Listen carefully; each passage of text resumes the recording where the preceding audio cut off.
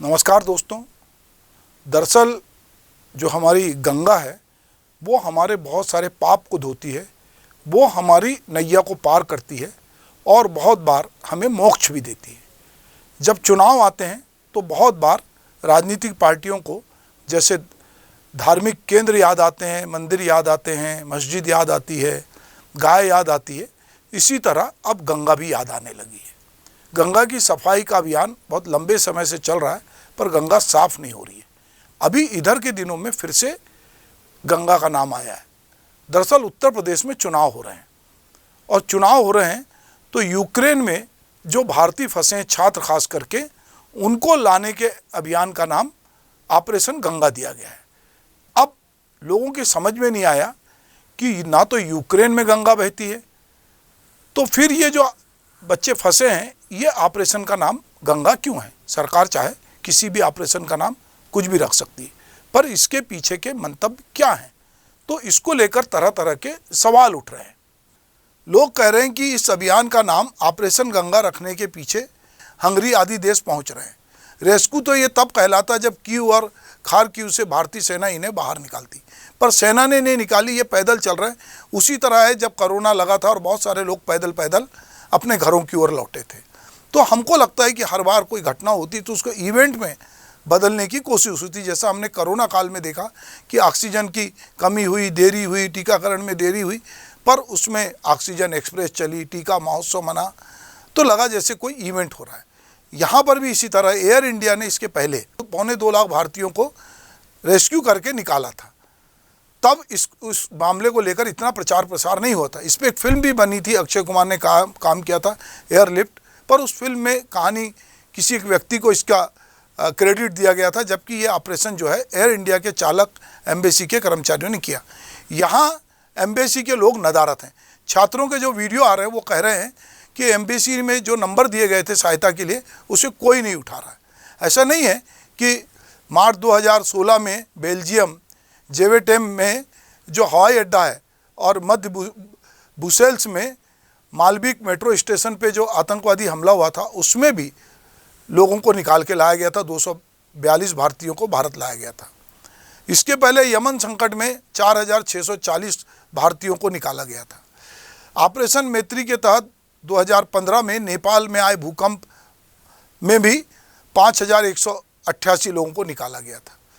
Operation सुरक्षित घर वापसी 2011 में और 26 फरवरी 2011 को लीबियाई युद्ध में फंसे भारतीय नागरिकों को, जिनकी संख्या 15,000 थी, उनको बचाया गया।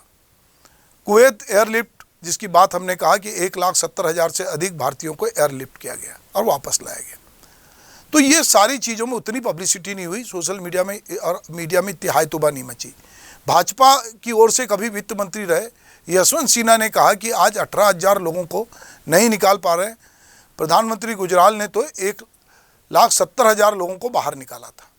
उत्तर प्रदेश चुनाव के समय इसका प्रचार किया जाना ये एक प्रकार से एक त्रासदी से कम नहीं है। बहुत सारी ऊल जलूल जो पोस्ट होती है उससे लोगों को लगता है कि सरकार इस समय बड़ा काम कर रही है। दरअसल सरकार के पास में जो विदेश मंत्रालय, उसके पास आपदा और युद्ध की स्थिति में फंसे भारतीयों के लिए इंडियन कम्युनिटी वेलफेयर फंड है, जिसमें 400 करोड़ रुपए उपलब्ध थे। अगर यूक्रेन में जो छात्र फंसे थे उनको ये घोषित कर दिया जाता कि ये पैसा उनको दिया जाएगा। अभी राज्य सरकारें घोषित कर रही हैं कि हम पैसे देंगे, पर ये फंड किस काम आएगा। एक छात्र नवीन की वहाँ मृत्यु हो गई, अब लोग इसको आरक्षण से जोड़ रहे हैं। लोग कह रहे हैं कि हिंदुस्तान में आरक्षण है इसलिए हमारे विद्यार्थियों को जो आज अच्छा पढ़ते हैं उनको विदेश जाना पड़ रहा है, जबकि मामला बिल्कुल उलट है। हमारे यहाँ मेडिकल की जो सीटें वो इतनी कम है और चयन की प्रक्रिया इतनी जटिल है कि हमारे देश के लाखों नवीन जो हैं अलग अलग देशों में जाते हैं पढ़ाई करने के लिए, पर उसको आरक्षण से जोड़कर भी भ्रमित करने का कि एक कोशिश इधर के दिनों में जारी है कि जैसे मान लो इस पूरे घटनाक्रम के लिए आरक्षण दोषी है। यूक्रेन में फंसे भारतीयों को लाने में जो देर हुई है उसको जस्टिफाई करने के लिए अब मंत्रियों को अलग अलग जगह भेजा जा रहा है और वो जा रहे हैं। 5 मंत्रियों को इस काम में तैनात किया गया है। तो लोगों को लग रहा है कि जो काम पहले होना था वो नहीं हुआ और इस ऑपरेशन का नाम जो है वो गंगा ऑपरेशन दिया गया है। दिल्ली एयरपोर्ट पे जब लोग आ रहे हैं तो उनका स्वागत किया जा रहा है, जैसे मान लो कि कोई एक बड़ा इन्होंने काम किया है। अभी तक सरकारी जो आंकड़े हैं वो कहते हैं कि 3,351 लोगों को यूक्रेन से भारत लाया जा चुका है। 17,000 लोगों ने पाँव पाँव चलकर यूक्रेन छोड़ दिया है और वो आसपास के देशों में पहुंच गए हैं। इसको लेकर भाजपा के ही वरुण गांधी, उन्होंने भी ट्वीट किया है कि सही समय पे सही फैसला नहीं लिए जाने के कारण 15,000 से अधिक छात्र भारी अव्यवस्था के बीच युद्ध भूमि में फंसे हैं। ठोस रणनीति और कूटनीति की अगर तहत ये कार्रवाई की जाती, जो हमारा दायित्व भी है, तो ऐसी स्थिति नहीं होती। हर बार आपदा को अवसर में जो बदलना है वो उसको लेकर लोगों के मन में एक तरह का गुस्सा है। गंगा लगातार प्रदूषित हो रही है, उसको केवल जनता, फैक्ट्री, घाट प्रदूषित नहीं करते, बल्कि हमारे राजनीतिक दल चुनाव के समय और सरकारें भी उसको गंदा करती हैं। ये जो नाम है, दरअसल ये एक तरह का पब्लिसिटी स्टैंड है और कहीं ना कहीं लोगों को लग रहा है कि गंगा को चुनाव के साथ जोड़ रहे हैं। हो सकता है कि सरकार की ऐसी मंशा ना हो, पर जो कुछ हो रहा है और जो छात्र जिस तरह से अभी त्राहिमाम कर रहे हैं, फंसे बंकरों में छुपे हैं, एडवाइजरी जारी हो रही है कि वो वहाँ छिपे रहें और अपने को सुरक्षित निकालें।